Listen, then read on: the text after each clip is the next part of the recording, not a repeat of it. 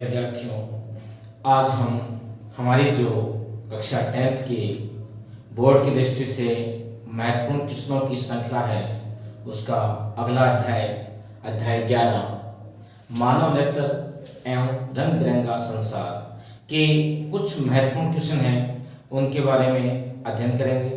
बालकों, मैं आपको पूर्ण विश्वास के साथ कह रहा हूँ कि जो क्वेश्चन इस वीडियो में आपको समझाए जाएंगे उनमें से आपको 100% संभावना के रूप में कह सकता हूं कि वो क्वेश्चन आपको हमारी बोर्ड की परीक्षा में देखने को मिलेंगे। तो हमारे वीडियो को ध्यानपूर्वक देखिए, समझिए और जानिए कि किस प्रकार क्वेश्चन आने की संभावना है। पहले हम बालकों बात करते हैं कि हमारा ये जो अध्याय है वह कितने अंक का है। बालकों, ये हमारा अध्याय बोर्ड की दृष्टि से 4 अंक का है। कितने अंक का है? 4 अंक का है। और इस अध्याय में एक क्वेश्चन आपको वस्तुनिष्ठ पूछा जाएगा जो 1 नंबर का होगा, यानी कि 1 अंक का, और एक क्वेश्चन आपको पूछा जाएगा 3 नंबर का। तो कुल आपके कितने नंबर हो गए? 4। तो देखिए, हम बात करते हैं कि पहला आपको वस्तुनिष्ठ क्वेश्चन क्या पूछा जा सकता है। मैं यहाँ सीधा उत्तर बता रहा हूँ, आपको उस ऑप्शन के आधार पर उसको तय करना है। जैसे आपको पूछा जाए कि मानव नेत्र में प्रतिबिंब कहाँ बनता है, प्रतिबिंब कहाँ बनता है, तो आपको बालकों इसका जो उत्तर है वो क्या होगा? रेटिना पर बनता है। कहाँ बनता है? रेटिना पर बनता है। तो जिस ऑप्शन में क्या हो, रेटिना हो, वह आपका क्या जाएगा? उत्तर हो जाएगा।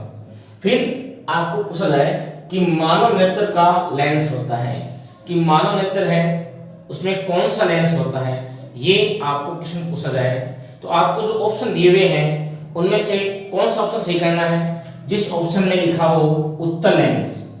क्या लिखा हो? उत्तल लेंस।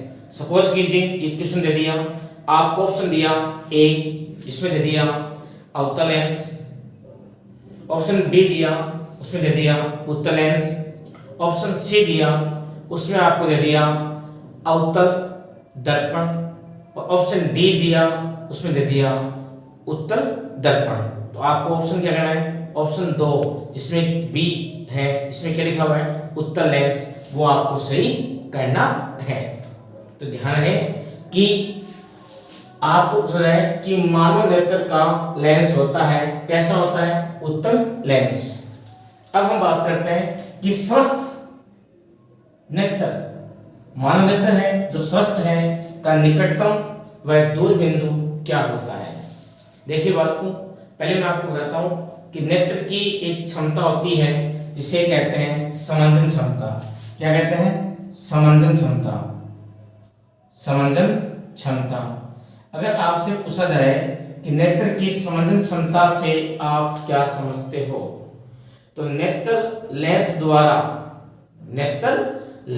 द्वारा फोकस दूरी को मांसपेशियों की सहायता से कम या अधिक करने की क्षमता क्या कहलाती है? समंजन क्षमता कहलाती है। यानी हमारी जो आंख है उस आंख के अंदर जो लेंस होता है उस लेंस की फोकस दूरी को हम हमारी जो पक्षमावी मांसपेशियां हैं उनकी सहायता से कम या ज्यादा कर सकते हैं। तो उस क्षमता को क्या कहते हैं? नेत्र की समंजन क्षमता। फिर प्रश्न आता है कि नेत्र का निकटतम बिंदु और दूर बिंदु कितना होता है। तो वह निकटतम बिंदु जहां की वस्तु को हमारी नेत्र स्पष्ट देख सकती है, वह निकटतम बिंदु जहां स्थित वस्तु को मानव नेत्र स्पष्ट देख सकती है, नेत्र का निकटतम बिंदु कहलाता है। और मानव नेत्र का निकटतम बिंदु है वो बालक होता है 25 सेमी। तो अगर ऑब्जेक्टिव क्वेश्चन में पूछा जाए कि मानव नेत्र का निकटतम बिंदु होता है तो कितना होगा? 25 सेमी होगा। अब बात करते हैं दूर बिंदु। वह बिंदु जहां स्थित दूरस्थ बिंदु जहां स्थित वस्तु को नेत्र स्पष्ट देख सकती है वो कहलाता है दूर बिंदु, और वह क्या है? अनंत है। मानव नेत्र का दूर बिंदु क्या है? अनंत है। फिर हम बात करते हैं कि आकाश का रंग नीला क्यों दिखाई देता है। तो बालकों, प्रकाश का जो प्रकीर्णन प्रभाव है उसके कारण आकाश का रंग नीला दिखाई देता है, क्योंकि हमारा जो प्रकाश है, प्रकाश में 7 रंग होते हैं। कितने रंग होते हैं? 7 रंग होते हैं, और उन 7 रंग में से वायुमंडल में 6 रंगों का तो अवशोषण हो जाता है और एक नीले रंग का क्या हो जाता है? प्रकीर्णन हो जाता है। इस कारण हमें आकाश नीला दिखाई देता है। फिर अगर आपको पूछा जाए कि धुएं के पार वस्तु हिलती हुई क्यों प्रतीत होती है, यह प्रश्न ऑब्जेक्टिव क्वेश्चन में पूछा जाए कि धुएं के पार वस्तु किस प्रभाव के कारण हिलती हुई प्रतीत होती है, तो आपको बताना है अपवर्तन के कारण। किसके कारण? अपवर्तन के कारण जो वस्तु है धुएं के पार हिलती हुई प्रतीत होती है। अगला क्वेश्चन है कि क्या कारण है, क्या कारण है कि तारे टिमटिमाते हुए प्रतीत होते हैं? तारे टिमटिमाते हुए प्रतीत होते हैं। तो तारों से आने वाला जो प्रकाश है, तारों से आने वाला प्रकाश है, हमारे पृथ्वी के वायुमंडल में प्रवेश करने के कारण उसका सतत रूप से परिवर्तन होता रहता है, वेग में परिवर्तन होता रहता है, उसका अपवर्तन होता रहता है। इसके कारण हमें तारे टिमटिमाते हुए क्या होते हैं? प्रतीत होते हैं। इसी प्रकार देखें कि जल में आंशिक डूबी पेंसिल मुड़ी दिखाई क्यों देती है। जब जल में आंशिक रूप से डूबी प्रथनली को या पेंसिल को हम देखते हैं तो प्रकाश किरण जल से बाहर हवा में प्रवेश करती है तो उसका क्या हो जाता है? अपवर्तन हो जाता है। क्या हो जाता है? अपवर्तन हो जाता है। इसलिए हमें जल में आंशिक डूबी प्रथनली मुड़ी हुई प्रतीत होती है। फिर अगला क्वेश्चन है हमारा, सूर्यास्त व सूर्योदय के समय सूर्य लाल या रक्ताभ क्यों दिखाई देता है? तो उसी का कारण क्या है बालकों? प्रकीर्णन के द्वारा, प्रकीर्णन के कारण। क्योंकि सूर्यास्त के समय, सूर्योदय के समय सूर्य के लाल रंग का जो प्रकीर्णन है वह सबसे कम होता है। ध्यान है कि अगर आपको पूछा जाए कि प्रकीर्णन सबसे कम किस रंग का होता है, तो लाल रंग का होता है। किस रंग का कौन होता है? लाल रंग का होता है। इसीलिए आप देखते हो बालकों और बालिकाओं कि जो सिग्नल है वह लाल रंग के क्यों बनाए जाते हैं। प्रश्न पूछ लिया जाए कि सिग्नल है वह लाल रंग के क्यों बनाए जाते हैं, तो लाल रंग का प्रकीर्णन सबसे कम होने के कारण वह दूर तक दिखाई देते हैं। इसलिए सिग्नल लाल रंग के बनाए जाते हैं। सबसे कम प्रकीर्णन किसका होगा? लाल रंग का होगा। क्यों? क्योंकि लाल रंग की जो तरंग दैर्ध्य है वो सबसे अधिक होती है। लाल रंग की तरंग दैर्ध्य क्या होंगी? सबसे अधिक होंगी। जिसकी तरंग दैर्ध्य जितनी ज्यादा होगी उसका प्रकीर्णन उतना ही कम होगा। इसलिए गाड़ी यातायात के साधनों के जो सिग्नल हैं वो लाल रंग के बनाए जाते हैं। अब बालकों हम बात करते हैं वेरी मोस्ट क्वेश्चन की। ये जो क्वेश्चन है आपको हमारी परीक्षा में 3 नंबर का देखने को मिल सकता है।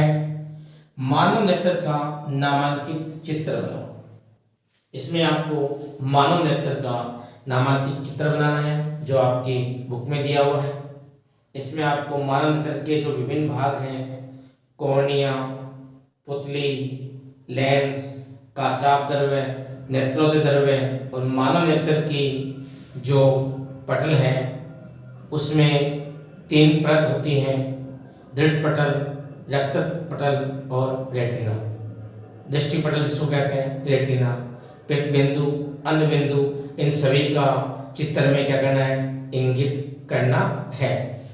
अब देखिए कि जो मानव नेत्र है उसमें अपवर्तन के कारण जो दोष उत्पन्न होते हैं जिन्हें नेत्र दोष कहते हैं, ये दोष, इनका कारण क्या है, इनका प्रभाव क्या होता है और इनका निवारण किस प्रकार होता है, किरण चित्र बनाकर समझाना है। तो ये जो दोष हैं वो बालकों 3 होते हैं।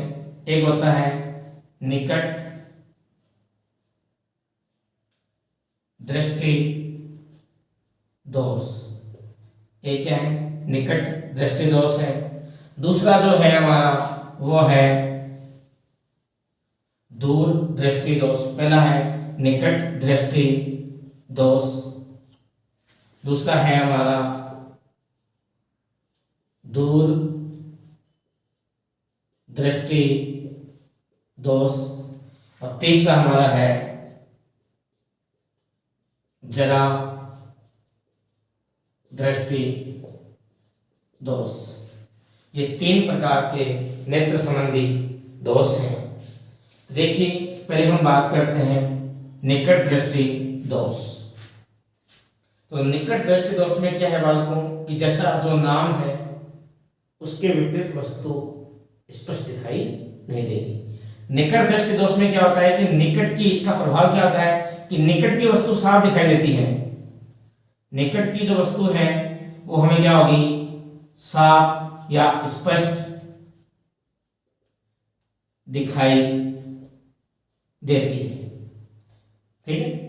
लेकिन जो दूर की वस्तु है, दूर की वस्तु है वह साफ दिखाई नहीं देगी, क्योंकि दूर की जो वस्तु है उसका जो दूरस्थ बिंदु है वह हमारी रेटिना से पूर्व ही बन जाता है। यानी कि दूर की वस्तु का प्रतिबिंब है वो रेटिना से पूर्व ही बन जाता है, जिसके कारण वो वस्तु हमें धुंधली या अस्पष्ट दिखाई देती है। तो अब उस प्रतिबिंब को हमें क्या करना है, रेटिना तक पहुंचाना है, यानी कि आने वाली प्रकाश की किरणों को फैलाना है।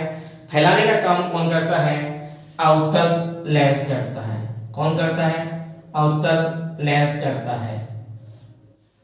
तो इसका निवारण कैसे करेंगे, देखिए प्रभाव क्या हो गया कि दूर की वस्तु साफ दिखाई नहीं देती, निकट की साफ दिखाई देती है।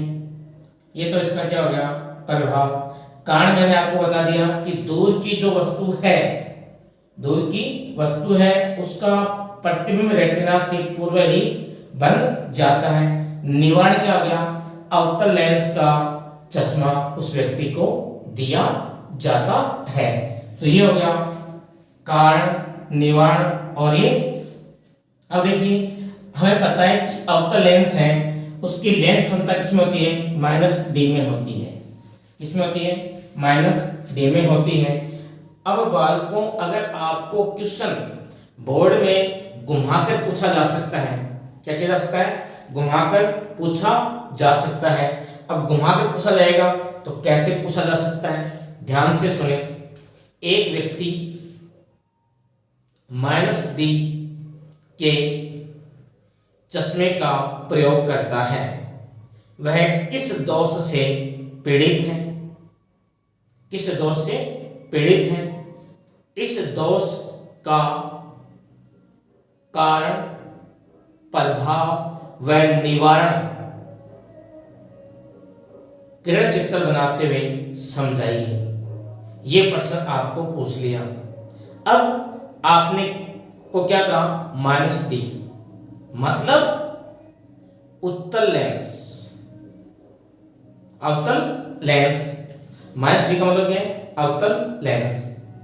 तो हम सीधा क्या कहेंगे कि वह व्यक्ति, माइनस का चश्मा लगा रहे हैं तो वह व्यक्ति निकट दृष्टि दोष से क्या है, पीड़ित। उत्तर क्या होगा, वह व्यक्ति निकट दृष्टि दोष से पीड़ित है। फिर हम क्या लिखेंगे, प्रभाव कि इस दोष से पीड़ित व्यक्ति निकट की वस्तु तो स्पष्ट देख सकता है, लेकिन दूर की वस्तु स्पष्ट दिखाई नहीं देती। ये क्या हो गया इसका प्रभाव। कारण में बताना है कि इस दोष से पीड़ित व्यक्ति का जो दुरुस्त बिंदु है वह खिसक जाता है, जिसके कारण वस्तु का प्रतिबिंब रेटिना से पूर्व बनने के कारण वस्तु स्पष्ट दिखाई नहीं देती। निवारण उत्तल लेंस का चश्मा दिया जाता है। यह हो गया निकट दृष्टि दोष। अब बात करते हैं दूर दृष्टि दोष। तो दूर दृष्टि दोष है, निकट दृष्टि दोष का क्या हो गया उल्टा। ध्यान रहे, याद करने का तरीका क्या है। निकट दृष्टि दोष, जो आपको दोष है वहां की वस्तु आप साफ देखेंगे, उसके अलग वस्तु साफ दिखाई नहीं देगी। अब देखो दूर दृष्टि दोष, इसमें क्या होगा, दूर की वस्तु कहाँ की, दूर की वस्तु आपको क्या होगी, साफ दिखाई देगी, साफ दिखाई देगी। लेकिन निकट की वस्तु है, निकट की वस्तु आपको साफ दिखाई नहीं देगी। क्यों नहीं देगी, क्योंकि निकट की वस्तु का प्रतिबिंब, निकटतम जो बिंदु है वो प्रतिस्थापित हो जाता है, हट जाता है। तो निकट की वस्तु का जो प्रतिबिंब है वो रेटिना के पीछे बनता है, और रेटिना के पीछे बनने के कारण हमें निकट की वस्तु साफ दिखाई नहीं देती, निकट की वस्तु साफ दिखाई नहीं देती। इसके कारण अब इसको देखो पीछे बन रहा है, रेटिना के पीछे, उसको क्या करना पड़ेगा, आगे लाना पड़ेगा। तो प्रकाश की किरणों को क्या करना पड़ेगा, केंद्रित करना पड़ेगा। तो केंद्रित करेंगे तो कौन सा लेंस काम आता है, उत्तल लेंस। क्या आता है, उत्तल लेंस। यानी कि उस व्यक्ति को उत्तल लेंस का चश्मा दिया जाएगा। क्या किया जाएगा, उत्तल लेंस का चश्मा दिया जाएगा। अब इसमें भी क्वेश्चन घुमा के पूछा जा सकता है, और एक बार ऐसा क्वेश्चन पूछा हुआ भी है कि एक व्यक्ति प्लस डी, अब यहां प्लस डी लिखा है मैंने, वहां एक 2D भी हो सकता है, 3D भी हो सकता है, 4D भी हो सकता है, 2D भी हो सकता है। तो प्लस माइनस में है, तो एक व्यक्ति प्लस यानी का चश्मा काम में ले रहा है। तो आपको कहे, अपन कई बार हमारे जो परिचित हैं उनके चश्मा लगता है, तो हम पूछते हैं कि प्लस में लगा है कि माइनस में, तो वो कहता है माइनस में। तो हमें समझना चाहिए ये कौन से दोष से पीड़ित है, निकट दृष्टि दोष से पीड़ित है। और प्लस में लगा है तो व्यक्ति कौन से दोष से पीड़ित है, दूर दृष्टि दोष से पीड़ित है। निकट दोष से पीड़ित है मतलब उस व्यक्ति को दूर की वस्तु साफ दिखाई नहीं देती, और दूर दृष्टि दोष से पीड़ित है उस व्यक्ति को निकट की वस्तु साफ दिखाई नहीं देती। तो इस प्रकार से हम जान सकते हैं। तो ध्यान है, क्वेश्चन को घुमाकर पूछा जाए तो ध्यान है, माइनस डी का मतलब निकट दृष्टि दोष और प्लस का मतलब दूर दृष्टि दोष। अब बात करते हैं जरा दृष्टि दोष। अब जैसे मैंने आपको बताया कि हमारी जो नेत्र है उसका जो लेंस है, लेंस मांसपेशियों की सहायता से फैलता और सिकुड़ता है, जिससे उसकी फोकस दूरी कम या ज्यादा होती है और वस्तु स्पष्ट दिखाई देती है। लेकिन बालकों वृद्धावस्था में मांसपेशियां कमजोर हो जाती हैं, या फिर मान लीजिए किसी कारणवश आंखों की मांसपेशियों के द्वारा फैले सिकुड़ने की क्षमता या पक्षमापीय जो कोशिकाएं हैं उनके कमजोर होने के कारण फैलने सिकुड़ने की क्षमता क्या हो जाती है, कम हो जाती है। उस स्थिति में व्यक्ति को न तो निकट की वस्तु साफ दिखाई देती है और न ही दूर की वस्तु साफ दिखाई देती है। इसलिए इस दोष को क्या कहेंगे, जरा दृष्टि दोष। क्या कहेंगे, जरा दृष्टि दोष कहेंगे। और जैसे आप देख रहे हो मेरे जो चश्मा लगा हुआ है उसमें बालकों दोनों हैं, यानी बुढ़ापा आ गया, तो यानी तो ये क्या है, जरा दृष्टि दोष। इसमें निकट की वस्तु साफ दिखाई देती और दूर की भी नहीं देती। तो ऐसे व्यक्ति को द्विफोक्सी, क्या, द्विफोक्सी लेंस का चश्मा दिया जाता है। लेंस का क्या दिया जाएगा, चश्मा दिया जाएगा। अब द्विफोक्सी लेंस का जो चश्मा दिया जाएगा उसमें क्या होगा, दोनों ही लेंस होंगे, यानी ये इस प्रकार से ये हमारा लेंस होगा और ये जो लेंस है इसमें इस प्रकार से कट होता है। क्या होता है, कट। दूर की वस्तु देखने के लिए कौन सा लेंस काम में आता है, अवतल आता है। तो ऊपर वाला जो लेंस है वो भाग किसका होता है, अवतल का होता है। नीचे वाला भाग किसका होता है, निकट की वस्तु किसमें देखेंगे, दूरदृष्टि दोष, निकट, तो ये किसका होगा, उत्तल का होगा। इस प्रकार से जिस व्यक्ति को अपने जरा दृष्टि दोष है उस व्यक्ति को द्विफोक्सी लेंस दिया जाएगा। उस लेंस का कुछ भाग अवतल का होगा, ऊपर वाला भाग अवतल का, नीचे का भाग उत्तल का। तो ये था हमारा इस अध्याय के महत्वपूर्ण क्वेश्चन। तो ध्यान रहे, याद करते रहिए बालकों। एक प्रश्न और है, हम देखते हैं कि सूर्यास्त से पूर्व, सूर्यास्त से कुछ समय पूर्व हमें सूर्य दिखाई देने लग जाता है और सूर्यास्त के बाद भी, सूर्यास्त हो चुका है उसके कुछ समय तक बाद हमें सूर्य दिखाई देता है। ऐसा क्यों, प्रश्न पूछा जाए कि सूर्यास्त के बाद व सूर्योदय से पूर्व सूर्य क्यों दिखाई देता है। तो इसका कारण भी क्या है, अपवर्तन है। इसका कारण क्या है, अपवर्तन है। कई बार विभिन्न प्रतियोगी परीक्षा जिसमें सामान्य विज्ञान आती है उसमें यह प्रश्न पूछा हुआ भी है कि प्रकाश की किस घटना के कारण, प्रकाश की किस घटना के कारण दिन की अवधि परिवर्तित होती है। तो वो घटना कौन सी है, अपवर्तन के कारण। क्योंकि अपवर्तन के कारण सूर्योदय से 2 मिनट पूर्व ही हमें दिखाई देने लग जाता है और अपवर्तन के कारण ही सूर्यास्त के 2 मिनट बाद तक हमें सूर्य दिखाई देता है। अर्थात दिन की अवधि अपवर्तन के प्रभाव के कारण 4 मिनट, कितने मिनट, 4 मिनट परिवर्तित हो जाती है। तो ये क्वेश्चन है, वो भी हो सकता है आपको परीक्षा में पूछ लिया जाए कि प्रकाश की किस घटना के कारण दिन की अवधि परिवर्तित होती है। तो आपको बताना है अपवर्तन के कारण। बालकों, पढ़ते रहिए और समय निकालकर अपने ये जो श्रृंखला हमने शुरू की है उन क्वेश्चनों को आप देखते रहिए।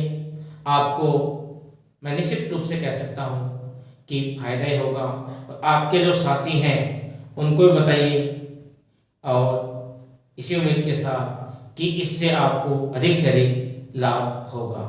क्योंकि मेरा 20 साल का अनुभव है और इस अनुभव के आधार पर ही मैं आपके लिए एक क्वेश्चन छांट कर ला रहा हूँ। तो आप ध्यान से देखें, समझें और अधिक से अधिक लाभ प्राप्त करने का प्रयास करें। जय हिंद, जय भारत।